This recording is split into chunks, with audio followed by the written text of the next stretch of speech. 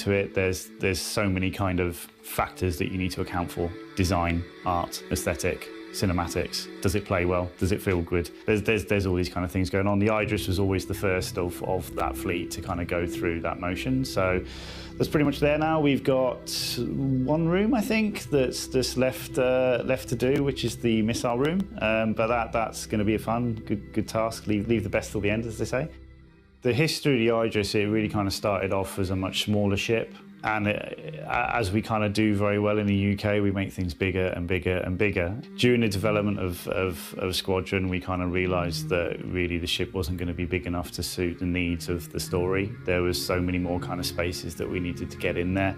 The hangar needed to feel bigger and better, and you know, there was a lot more kind of requirements being driven from shall we say, the script. So we've done our best to kind of stay true to Ryan Church's original kind of pitch for that stuff. Obviously, when a ship gets kind of wider and wider and wider, it starts to look a bit tubbier and tubbier and tubbier. So we lengthened it as well to kind of bring the overall kind of, shall we say, the look of the ship back in tow. As mentioned, it's slightly more angular. It's slightly more angular to keep it efficient in the engine. And you know, as you can see, it's just exponentially grown.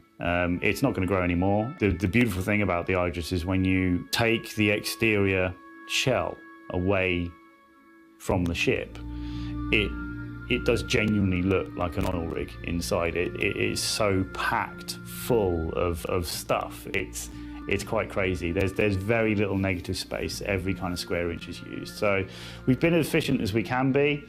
We've also kind of, you know, we try to make, I've always kind of approached it in a way of, it needs to feel like a really nice space to walk around, and it should flow.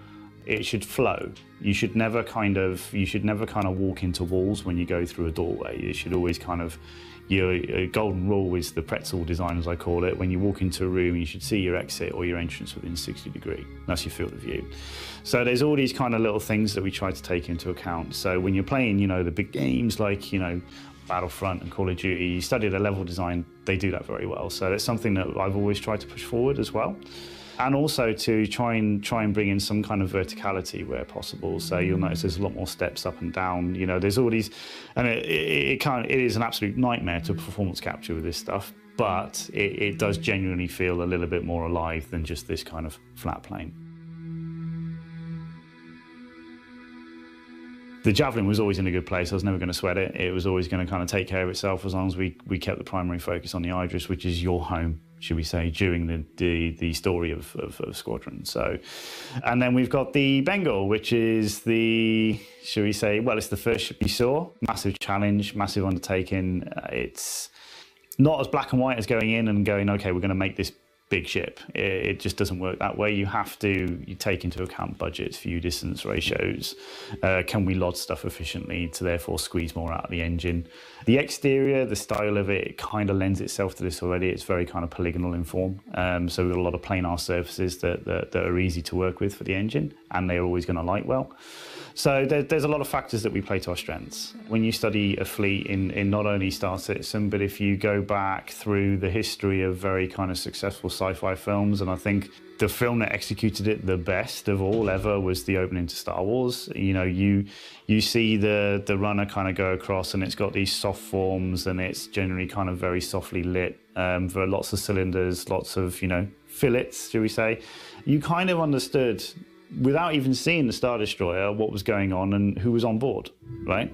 And then you have this very aggressive, angular monolith kind of come over you, and you kind of understood instantly, no music cues, what their role in the universe was. And that's something that we try and achieve with the design and the execution of the UE fleet, right? These guys are your friends. They're not here to kind of, you know, be shall we say, like, aggressive.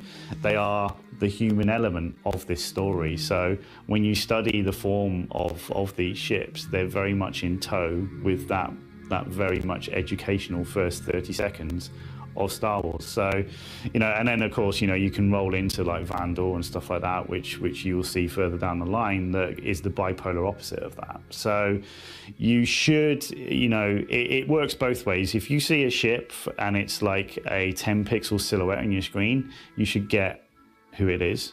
and if they're friendly or if they're foe.